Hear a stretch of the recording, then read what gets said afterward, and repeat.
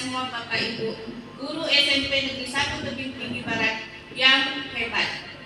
Oke, hari ini saya akan mencoba untuk membagikan praktik baik dari hasil pelatihan saya yang saya laksanakan 4 minggu yang lalu selama 4 hari di Pekanbaru kemarin. Ya, jadi tugas saya adalah untuk mensosialisasikan atau membagikan praktik baik mengenai 7 jurus BK hebat. Ya, kemarin minggu pertama tugas diberikan yaitu mensosialisasikan 1 jurus kepada siswa. Kemudian minggu kedua adalah membagikan jurus kedua yang saya pilih. Kemudian yang ketiga membuat laporan praktik baik. Kemudian ini tugas, insya Allah ya Bapak Ibu, ini adalah tugas yang terakhir, membagikan praktik baik dengan teman sejawat. Oke, kira-kira Bapak Ibu, saya bertanya, kenapa Bapak Ibu harus mendapatkan pembekalan atau sosialisasi 7 jurus BK hebat? Silakan Bapak Ibu yang mau menjawab. Apa kira-kira? Kenapa saya harus mendapatkan ilmu tentang 7 jurus BK hebat? Oke, silakan Ibu Irawati. Ambil satu lagi nih.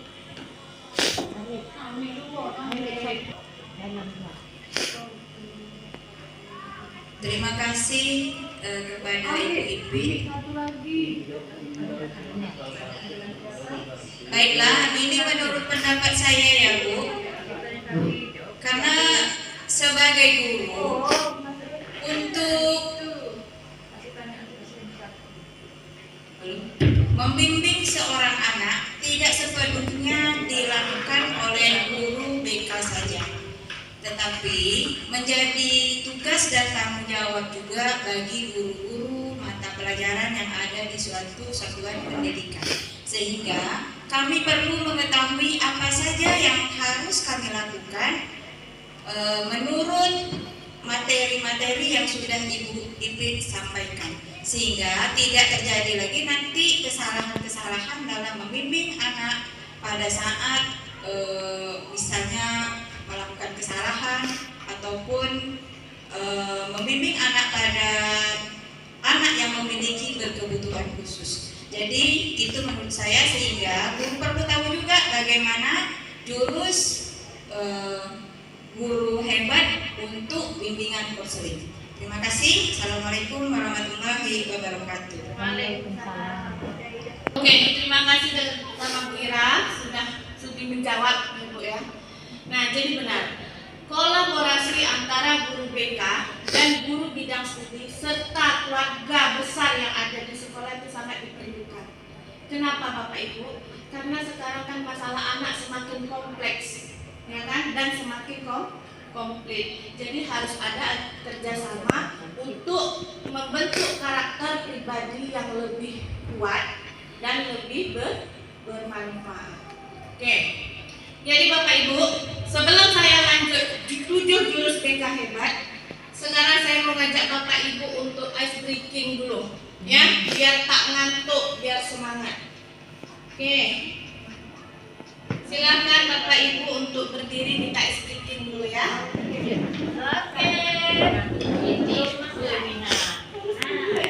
Mulai ya. Ayo kita ice breaking, biar tak ngantuk.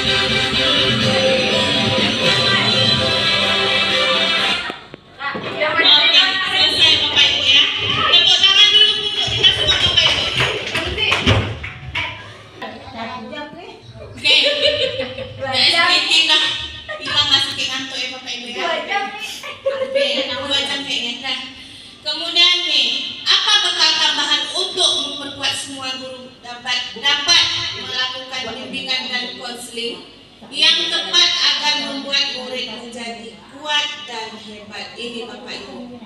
7 jurus hebat guru BK. Ya. Nah, jadi inilah pelatihan kemarin yang saya dapatkan. Sebenarnya ada kartu yang diberikan kemarin, cuma saya lupa tadi bawa Bapak Ibu. Oke, saya akan langsung masuk saja ya ke 7 jurus ini tadi. Nah, yang pada jurus pertama atau modul pertama ada dengan istilah kenali potensi. Oke. Kemudian dalam kenali potensi ini ada, karena kita sering lupa Bapak Ibu, bahwa anak memiliki potensi yang berbeda.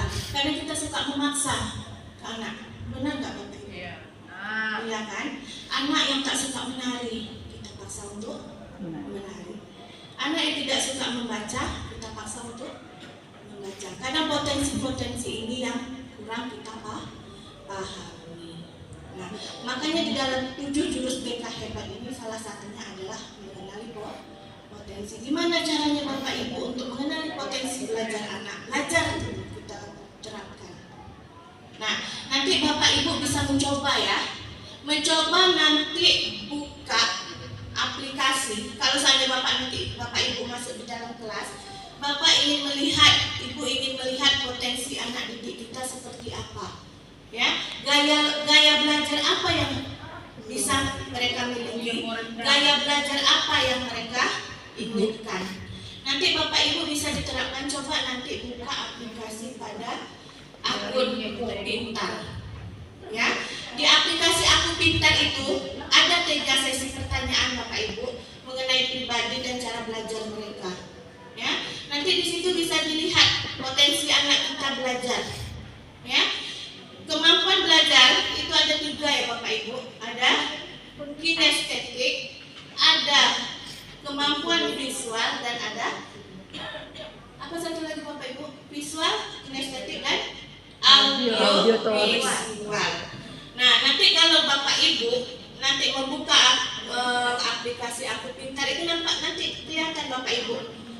Kemarin saya sudah coba di kelas 91 untuk menggunakan aplikasi Aku Pintar. Nah, ternyata anak kita 1 orang saja yang memiliki kecerdasan belajar secara visual. Nah, ternyata benar, hanya 1 ini saja yang memiliki kemampuan visual, dan anak ini benar-benar anak yang Pintar. bukan yang pintar Ibu. Istilahnya apa kalau ini? Cerdas. Bukan. Introvert. Anak introvert. Jadi satu-satunya di kelas 91 itu hanya Kevin. Nah, ternyata saya hubungkan dengan sifat anaknya, ternyata benar-benar memang benar-benar anak ini introvert. Ya, biasanya kalau anak ekstrovert kebanyakan memiliki kecerdasan kinestetik. Ya, nah kalau anak introvert itu biasanya hanya visual saja. Itu tadi Kevin di 91. Ada yang ya, tapi rata-rata 80% di 91 itu kinestetik dan audio. Dia suka mendengar dan bergerak. Jadi dia ingin belajar tuh sambil bermain. Kalau saya tanya kemarin itu. Ya, jadi kalau visual dia hanya mendengar saja. Takkan pernah dia mau bertanya, takkan pernah dia paham gitu, tak diam. Ya, rata-rata anak visual seperti itu ya Bapak Ibu, memiliki sifat yang introvert. Oke. Nah, ini tadi ada gaya belajar. Ada beberapa tokoh kita yang memiliki kemampuan potensi yang luar biasa. Ada berapa tokoh Bapak Ibu di depan? Ada 8. Siapa saja Bapak Ibu? Ibu kita Kartini, Yajar Dewantara. Kemudian ada Pak Habibie, kemudian ada Iwan Fals, kemudian ada Mega, kemudian yang tiga nih Bapak Ibu. Megawati pemain voli. Iya, Megawati pemain voli. Ini siapa kira-kira ya Bapak Ibu? Yang mana? Satu. Yang baju merah.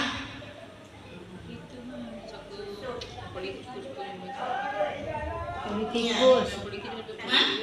Saya sebenarnya nggak tahu juga Bapak Ibu, makanya saya tanya sama Bapak Ibu, kamu tahu nggak siapa ini? Politikus. PDI Perjuangan. Teman-teman baju merah Ibu Jeli, jadi perjuangan. Oke. Boy Nah, itu dak. Boy apa boy? Bukan Sadino itu. bukan Bu. Bob Sadino. Bukan. Bukan dia itu ya. Jadi kayaknya tokoh dari luar negeri Bu. Oh. Kayak Neil Armstrong kayak gitu-gitu kayaknya angkatannya seperti itu. Oh. Ya. Nemu aku.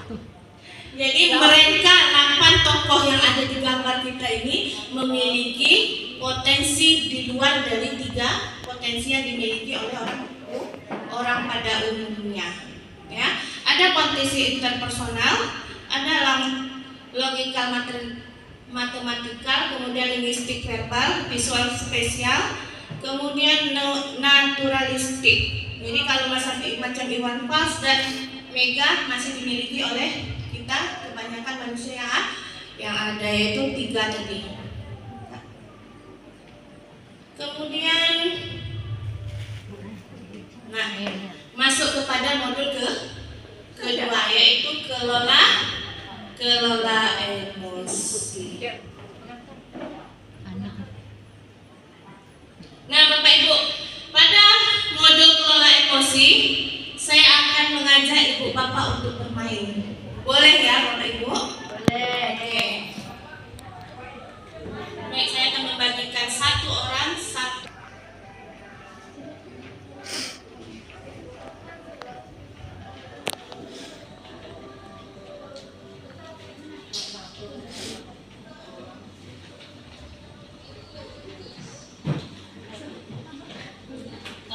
Sudah Bapak Ibu, masing-masing sudah dapat 1 kertas. Oh, 1 lagi. Oke.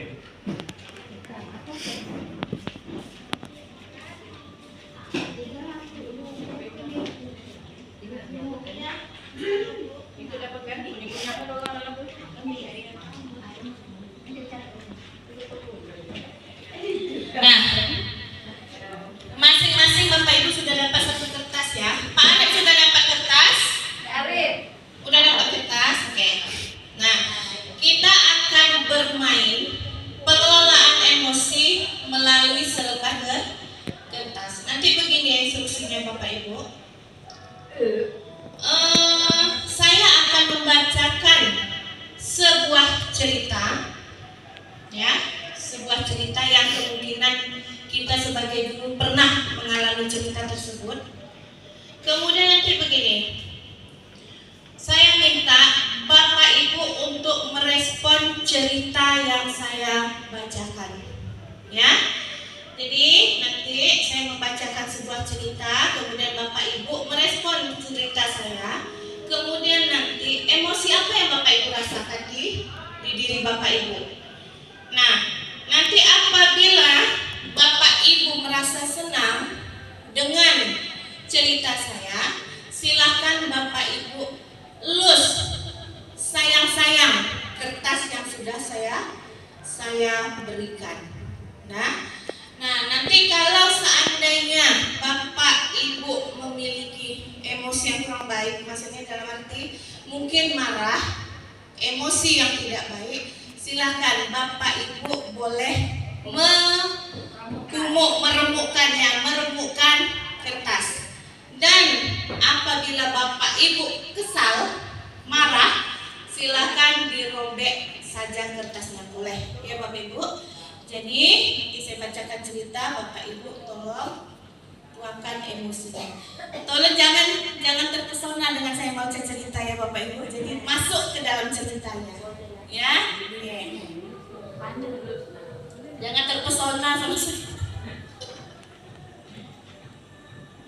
Oke, saya mulai ya. Pagi itu Bapak Ibu guru berangkat ke sekolah mengendarai sepeda motor. Bahan ajar yang sudah disiapkan rapi digantungkan di motor.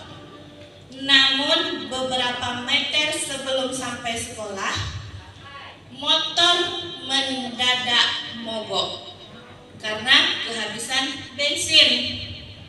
Nah, dengan susah payah, Bapak Ibu guru mendorong motor hingga sampai ke sekolah. Aduh, ke sekolah itu lumayan ya Bapak Ibu.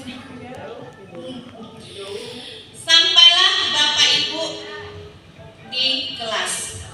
Hampir semua siswa datang tepat waktu. Namun suasana belum sempat stabil.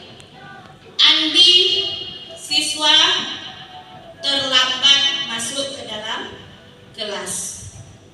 Ia hanya menunduk sambil berkata, "Maaf Bu, Pak, saya telat."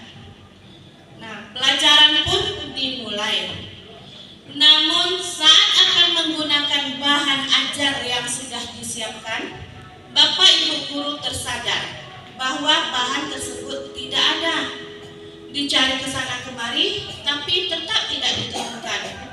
Dengan terpaksa, Bapak Ibu guru melanjutkan mengajar seadanya.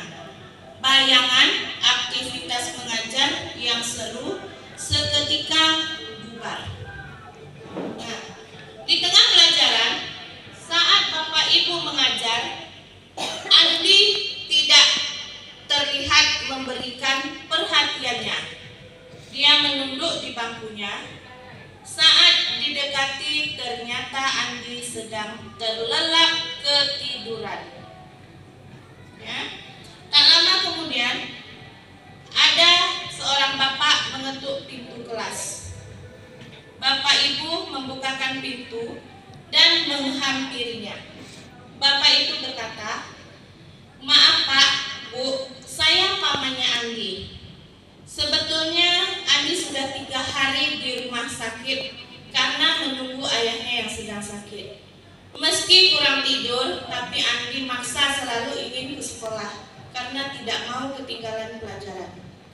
Sekarang saya izin mau jemput Andi karena ayahnya sudah masuk ICU." Nah, paman Andi juga mengeluarkan sebuah bungkusan dari tasnya. "Oh ya Pak Guru, tadi di jalan saya menemukan bungkusan ini. Tadi cek isinya buku dan ada nama sekolah ini. Jadi saya bawa. Siapa tahu Ibu Guru bisa mengembalikan kepada pemiliknya." Bu Guru melihatnya dan ternyata itu adalah bahan ajarnya yang tadi dia cari. Andi dan pamannya pun berpamitan.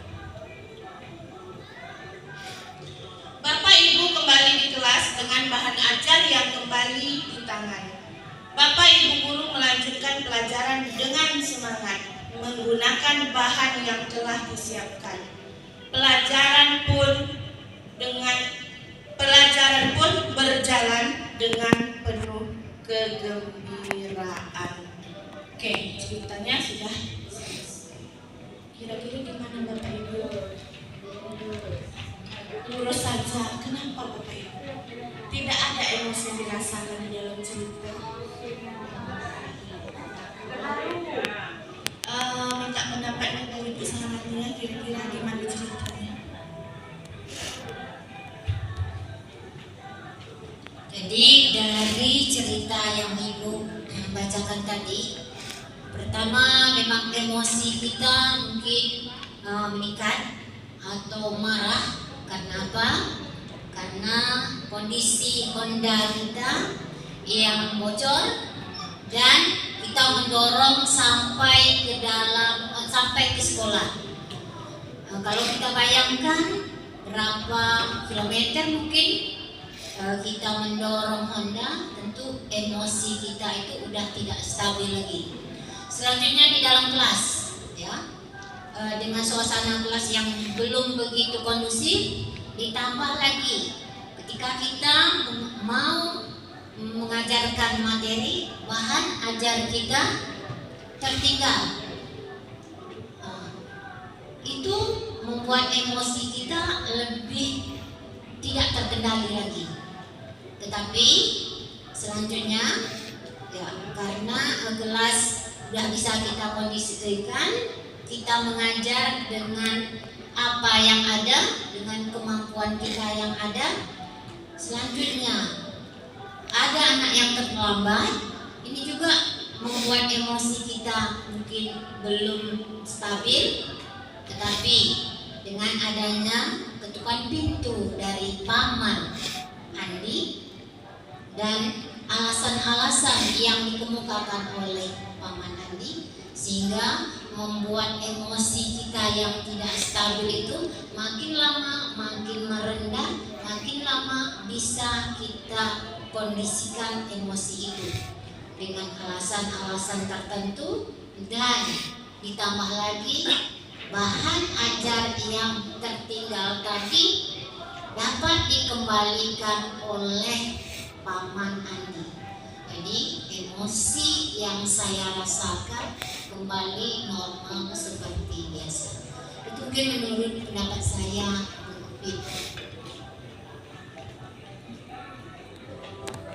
Oke, terima kasih pendapatnya dari Ibu Sanarani sebagai guru hebat ya.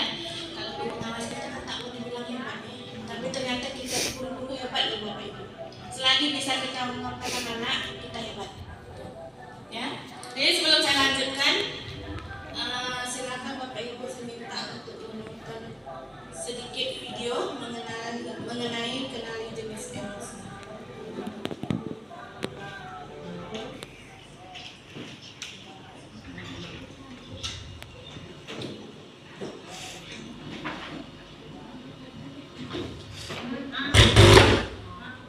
I detect a task, a dog, or a whiteboard.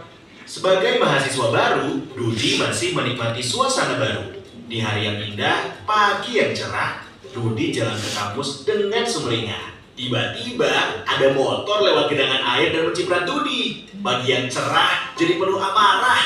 Untung ada WA.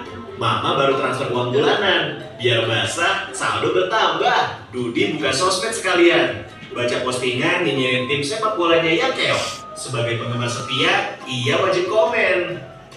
Di kelas ada kabar, dosen berhalangan hadir. Dudi pun melipir ke kantin Mang Tohir. Di kantin, Dudi antri. Ternyata ada Susi, kecengan Dudi. Dengan heroik, Dudi mentraktir Susi. Tapi pas di kasir, Dudi sadar, dompetnya ketinggalan di kosan. Itulah cerita Dudi hari ini. Peristiwa datang dan pergi, emosi silih berganti. Kalau kita tak bisa mengenali dan menjadi pilot diri, maka suasana dan lingkungan akan pegang kendali. Teknis marketing, propaganda hingga provokasi tahu persis bagaimana memanipulasi emosi. Banyak hoax yang menyentuh emosi, menggerakkan hati, dan akhirnya menggerakkan jempol untuk ikut menyebarkan. Konflik, perang saudara, dan aksi terorisme kebanyakan berawal dari pemanfaatan ketakutan dan perasaan terancam. Emosi itu alarm jiwa yang memberi rasa pada dunia. Tanpa emosi, hidup ini tawar dan hambar. Tapi, jika emosi jadi raja, maka kita akan jadi budaknya. Kita tak beda dengan termometer. Panas naik angkanya, dingin turun ukurannya. Itulah sikap reaktif. Kita gak pernah bisa mengendalikan cuaca dan peristiwa, tapi kita bisa mengendalikan cuaca jiwa kita. Sekarang Dudi sedang belajar jadi pengendali emosi. Setiap ada peristiwa, gak langsung bereaksi. Tarik nafas sambil mengamati. Dudi gak mau lagi jadi termometer yang suhunya ditentukan suasana sekitar. Dudi mau jadi stabilizer. Meski tegangan naik turun, aliran listrik tetap stabil. Atau kulkas, meski di luar panas, dalam tetap adem. Bagaimana dengan kamu? Apakah kamu termometer atau stabilizer?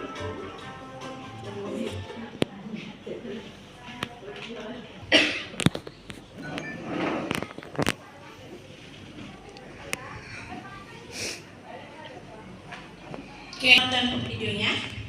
Itu bukan hanya marah saja, ya. Karena selama ini kan kita kenal si A kerjaannya emosi aja. Kan kita kayak gitu kalau menggambarkan orang yang suka marah Jadi ternyata dari video ini ada cuaca emosi namanya. Nah, jadi cuaca emosi itu jangan sampai mengendalikan kita. Jadi kalau bisa kita yang mengendalikan cuaca yang ada dalam diri kita. Nah, apa saja emosi itu Bapak Ibu? Silakan Bapak Ibu menjawab. Apa saja emosi itu? Ibu Nel bisa pendapat ya? Ibu Ruby deh. Silakan Bu. Apa saja jenis emosi itu? Tindakan Bu. Tindakan. Oke.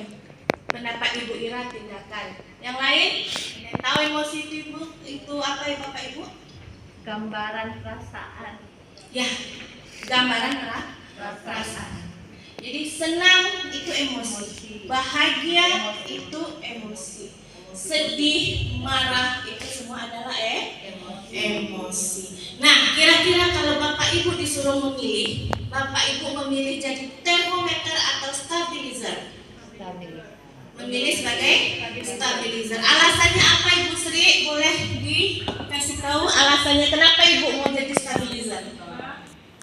Karena stabilizer itu ibaratnya memang kenyataannya stabil terus walaupun mati lampu pun tidak stabil, dia normal aja Bu. Jadi emosinya gimana kira-kira kalau jadi stabilizer? Berarti harus bisa mengendalikan diri walaupun dipancing emosi tetap stabil. Kasih tepuk tangan dulu. Kira-kira ada yang mau jadi termometer nggak, Bapak Ibu? Hah? Kalau dingin sekali, kalau panas sekali. Kalau termometer itu seperti itu ya Bapak Ibu? Kadang-kadang. Tergantung situasi dan kondisi. Nah, tapi sebagai seorang guru Bapak Ibu, kita harus menjadi stabilizer. Kita tidak boleh terbawa emosi.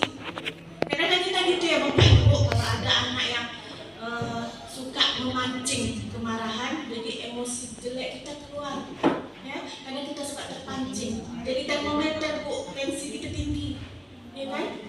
Nah, ternyata kita sebagai guru dituntut untuk menjadi stabilizer. Jadi kalau seandainya seperti saya lah Bapak Ibu sebagai guru BK, kadang-kadang anak curhat masalah kehidupan, nangis.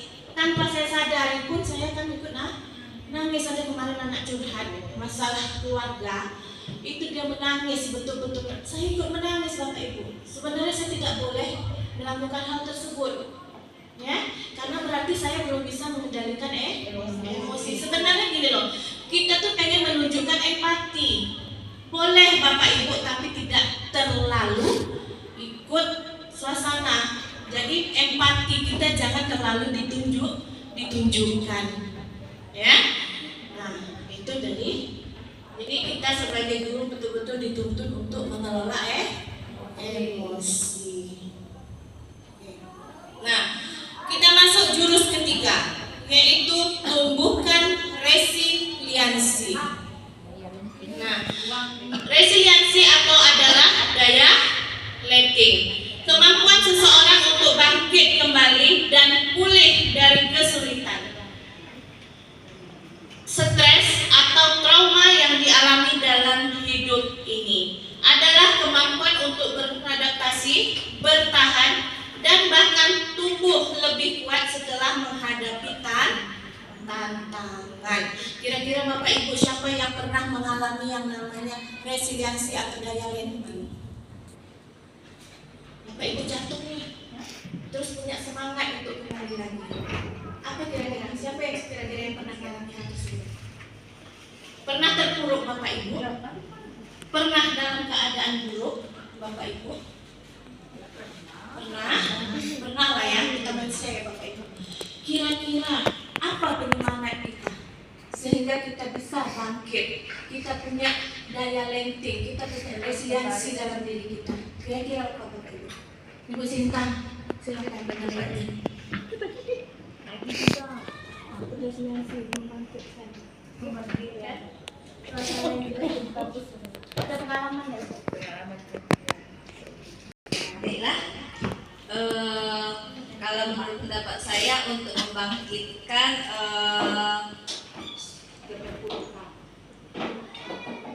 Bangkit kembali dari membangkitkan keterpurukan itu misalnya kita jangan mengambil sesuatu masalah itu dari sisi negatifnya saja. Pasti segala sesuatu itu ada minus, ada plusnya. Jadi kita kaji kembali mungkin apa yang menjadi kita terpuruk itu di mana sisi positifnya. Terima kasih. Bu Sinta ya. Jadi kita harus tetap punya semangat. Ya Bu Sinta, kayak gitu? Ya. Nah, kita harus tetap punya semangat agar kita bisa bangkit kembali, agar tumbuh rasa daya lenting pada diri kita masing-masing. Nah, gitu juga kita sama anak bapak, kan sama anak atau siswa kita Bapak Ibu. Kita tak boleh istilahnya berkata itu ngomong sama anak yang membuat mereka down atau terpuruk. Ya, karena kita suka kayak gitu ya Bapak Ibu. Kok tak belajar? Kenapa? Maaf ya. Karena bahasa yang bodoh itu kadang suka keluar dari bahasa kita kan. Berarti kita kan sudah tidak ada daya lenting di diri kita untuk menyemangati anak. Jadi kita harus punya daya lenting dulu, baru kita bisa menerapkan ke anak. Jadi gimana cara jadi untuk menangkapkan atau membangkitkan daya lenting ke anak? Jadi bahasa yang kita gunakan itu dulu awalnya Bapak Ibu. Bahasa atau penyampaian pesan kepada anak yang harus kita ubah. Seperti slide ini tadi. Nah, kamu memang selalu ceroboh. Kadang ini kan bahasa atau kalimat yang sering menyalahkan, bukan membangkitkan. Ya, jadi memang anak ini kan memang ceroboh, tapi kita kadang suka bahasa kita tuh suka menjatuhkan anak. Kau tuh memang ceroboh, ya kan? Kau tuh memang lete kalau bahasa kita kan. Ternyata bukan begitu cara untuk membangkitkan itu ke anak, untuk memotivasi anak. Nah gini, jadi kita gunakan bahasa yang baik. Ya, mungkin apa yang kamu lakukan sudah baik, tapi belum benar. Ya, gimana Bapak Ibu kita membangkitkan lenting sama anak, punya istilah motivasi ke anak kalau kita sendiri tidak memiliki motivasi pada diri kita sendiri gitu. Ya, nah, oke. Kemudian langsung masuk ke modul 4 aja, yaitu jaga konsistensi. Nah, ada 10 tombol ajaib untuk memerintahkan diri. Jadi kita harus menjaga konsistensi. Ada anak yang tidak mau diberi perintah. Dia maunya melakukan sesuatu hal dengan keinginannya sendiri. Nah, jadi ada 10 tombol yang harus kita terapkan ya kepada anak untuk membangkitkan konsistensi kepada anak. Yang pertama yaitu kesenangan, kedua kebanggaan, kemudian keingintahuan, kemudian mengetahui minat anak, kemudian tujuan, keenam adalah kebutuhan, kemudian manfaat, 8 tantangan, 9 keyakinan, dan 10 makna atau meaning. Ya, jadi ini 10 tombol Ibu Bapak Ibu untuk memerintahkan atau menjaga konsistensi kepada anak agar anak tidak mau diberi perintah. Oke, saya lanjutkan aja Bu ya, biar cepat ya. Kemudian yang kelima, jurus kelima yaitu jalin koneksi. Nah, untuk menjalin koneksi kita dengan orang lain atau dengan anak kita itu dengan rumus dengar jam. Oke, apa yang Bapak Ibu? dengar jam. Dengar jam. Apa D-nya? Dedikasikan tubuh dan jiwa kita. Ya, dedikasikan tubuh dan jiwa kita. Jadi kita dedikasikan ke anak-anak ini loh, Bapak kalian semua. Ini loh Ibu, tempat kalian untuk bercerita, untuk berbagi. Ya. Nah, jadi kita harus dedikasikan diri, ikhlas Bapak Ibu untuk membimbing anak. Seperti itu, ya. Lalu kemudian ada ekspresi yang diperlihatkan. Saat ketemu anak bapak ibu berusaha perlihatkan.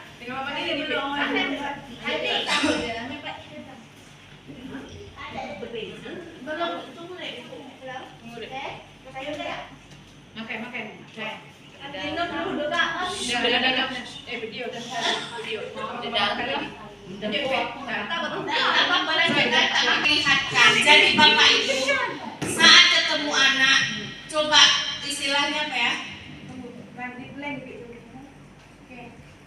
Ekspresi diperlihatkan dengan anak. Jadi jangan ekspresi yang lagi bete atau lagi marah. Apapun kondisinya bapak ibu, tunjukkan ekspresi yang bahagia dan menyenangkan.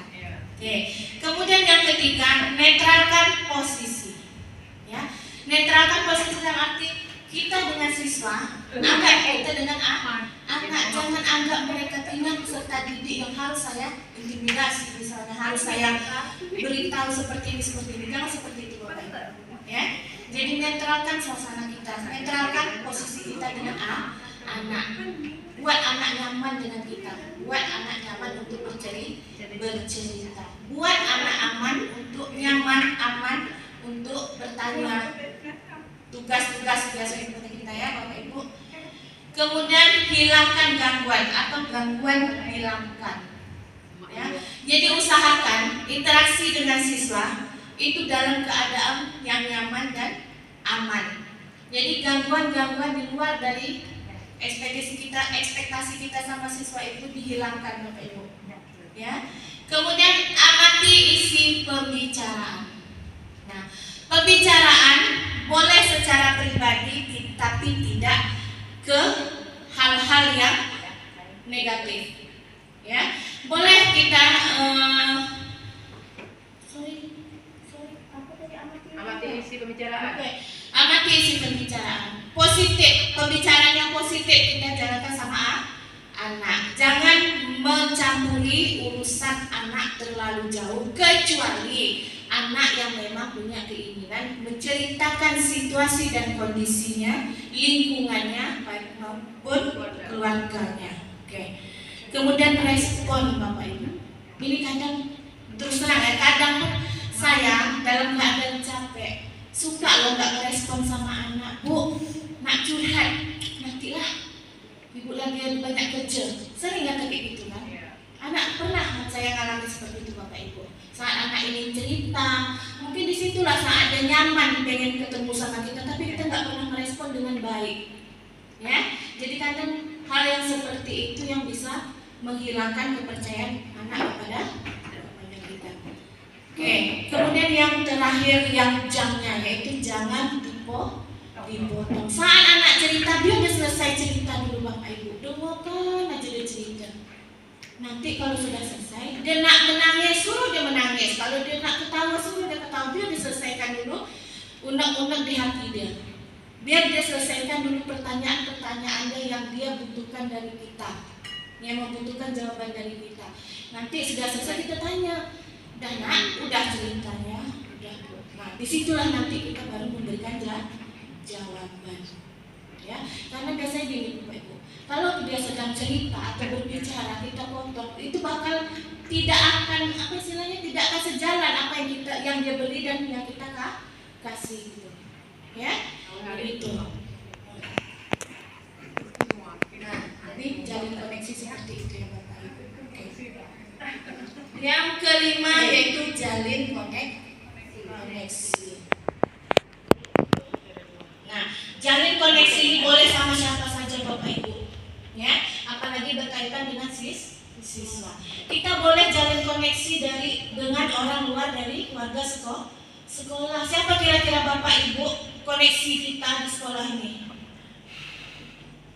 Ada yang tahu nggak bapak ibu? Koneksi kita siapa aja selain warga sekolah? Lingkungan sekitar. Lingkungan sekitar siapa bu? Lingkungan sekitar kita. Tetangga di sebelah sekolah, lingkungan sekitar sekolah. Contohnya kantin, wali murid. Yang paling kita utamakan dalam jalin koneksi adalah orang tua antara guru dan orang tua. Makanya kenapa bapak ibu sekarang dibuat wali apa? Wali. Wali apa? Guru wali. Nah, guru wali itu dimudahkan untuk selalu berkomunikasi dan jalin koneksi bersama orang tua. Ya Bapak Ibu, jadi kemarin itu begini. Saya coba kemarin cari informasi lah, nengok di internet, cari dari kawan-kawan yang lain, dari BK yang lain, kayak apa sih kerja di guru wali gitu. Nah, kalau saya kan ada di dalam kelas, di dalam anak bimbingan saya kan ada tunagrahita satu Bu, ya Oci. Jadi saya harus selalu komunikasi. Berarti kita tuh harus selalu komunikasi dengan orang tua. Ternyata itu adalah salah satu untuk kita mudah untuk membimbing anak. Jadi kerjasama, koneksi kita dengan orang tua. Nah, seperti saya ternyata harus setiap hari itu melaporkan dengan Mak Oci. Jadi kita punya buku nanti Bu. Saya punya buku, kebetulan ada bukunya. Buku guru wali itu seperti apa. Jadi kita di dalam buku itu nanti ada perkembangan belajarnya, perkembangan nilai dan segala macam. Ya, kemarin saya minta sama guru yang sama-sama BK, kayak apa sih Bu program untuk guru wali. Ternyata mereka udah bikin buku Bu, yang di Dumai, dari guru BK Dumai itu mereka memang ada komunitasnya. Itu mereka bikin buku memang lengkap dari biodata orang tua, biodata anak, kemudian perkembangan kehidupan anak di sekolah, perkembangan hari-hari itu seperti apa tuh ada bukunya, ya. Nah, jadi koneksi yang paling dekat sama kita adalah orang tua. Jadi apapun masalah anak di sekolah, kalau seandainya itu tadi balik Ibu, lingkungan kadang yang tak mendukung, orang tua kadang ada yang kurang respon. Itulah mungkin tantangan kita sebagai guru di sini Bapak Ibu. Respon orang tua yang kurang positif sama kita ya. Kemudian langsung bangun kolaborasi. Nah, bangun kolaborasi ini antara ini saya guru BK dengan Ibu, ya kan? Mungkin selama ini tak pernah kita jalankan ya. Seharusnya ada kolaborasi itu. Jadi kalau seandainya antara wali kelas dengan guru BK misalnya, kemudian ada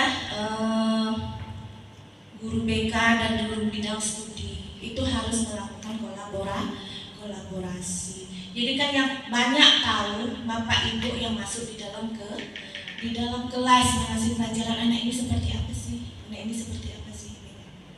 Ya, nah kolaborasi kita ini bukan hanya di sekolah saja Bapak Ibu. Jadi kita harus kerjasama ternyata di luar.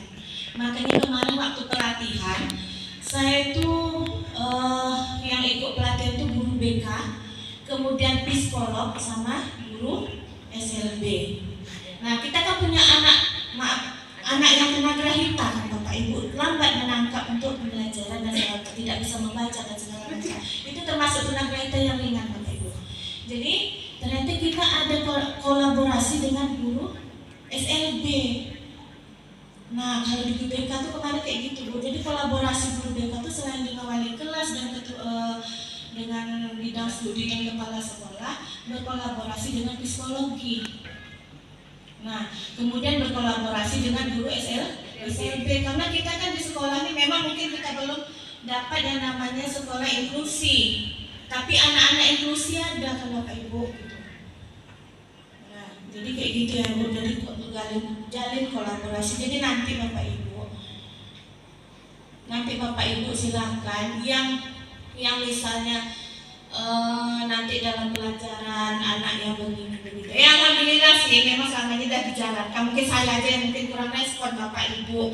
Ada siswa yang bermasalah di dalam kelas dan segala macam. Nanti juga kayak gitu. Wali kelas boleh nanti misalnya udah membimbing anak sekian kali panggilan orang tua apa boleh nanti misalnya serahkan ke saya boleh silakan gitu. Jadi sama-sama kita membimbing anak untuk menjadi lebih baik ya. Jadi dengan membangun kolaborasi bersama. Oke. Kemudian yang terakhir Bapak Ibu, tata situasi. Nah, jadi kita harus menimbulkan ya situasi yang aman, nyaman, dan membahagiakan. Jadi ada 3 aspek untuk membangun atau menata situasi.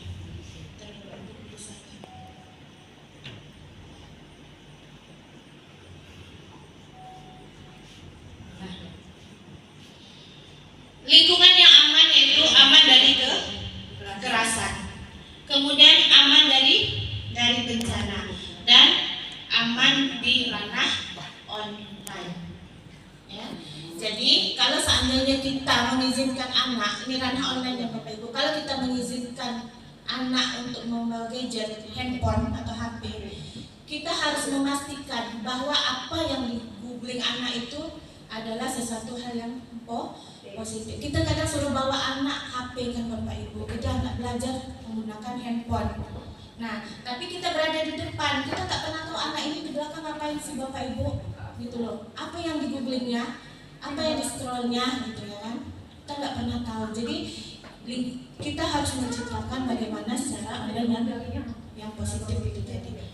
Kemudian aman dari kekerasan, ya. Aman dari kekerasan, jangan sampai ada bullying Bapak Ibu.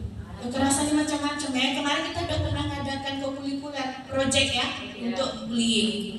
Oke. Kemudian aman dari bencana. Bencana bukan bencana alam aja loh Bapak Ibu. Ya. Jadi kita harus mengamankan anak kita di luar bangunan. Terjadi kan Bu pesantren di Sidoarjo itu. Nah berarti mereka belum menciptakan yang namanya aman di lingkungan belajarnya. Ya. Kita harus pastikan Bapak Ibu, bangunan yang ada ini aman tidak ya? Gitu. Kira-kira kalau anak main di sana aman tidak ya? Gitu. Iya Bapak Ibu ya. Kemudian nyaman berteman, bersosialisasi bersama dia, kemudian dia nyaman di lingkungannya, kemudian nyaman melalui sarana dan prasarana. Kemudian menggembirakan, gembira dalam belajar. Ini mungkin di learning mungkin ya Bapak Ibu yang disampaikan Bu Ince. Jadi kita harus mengajar itu dengan bahagia. Itu yang kemarin yang disampaikan Ibu Pengawas itu kan. Nggak ada lagi cerita istilahnya belajar cuma di depan ngasih materi, anak ngerjakan latihan, buat catatan-catatnya kayak gitu kan Ibu ya. Oke. Kemudian gembira dalam minat dan bakat. Nah ini berkaitan dengan potensi dari Bapak Ibu. Ya. Kita arahkan anak sesuai dengan minat dan bakat. Jangan pernah anak dipaksa Bapak Ibu. Kalau disuruh nari, dia udah menari. Gitu. Ya kan? Alhamdulillah ya, kita tiap tahun, tiap bulan malahan kadang kita ada kegiatan yang memang mendukung untuk anak menyalurkan bakat dan minatnya. Oke. Kemudian gembira dalam bermain. Sebenarnya kalau dalam bermain Bapak Ibu tak ada anak tak bahagia saat bermain, tapi tergantung lingkungannya Bapak Ibu. Nah, tergantung permainannya. Jadi istilahnya kalau gembira dalam bermain itu dia harus istilahnya gini, gambarannya dia mendapatkan teman yang sefrekuensi.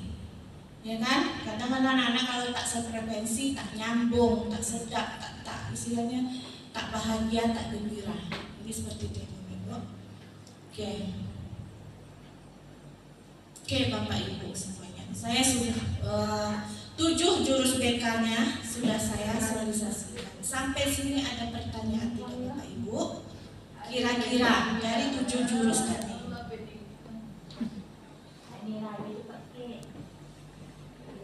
Kira-kira ada yang ditanyakan nggak Bapak Ibu? Dari 7 jurus yang sudah saya praktik, istilahnya praktik baiknya sudah saya sampaikan.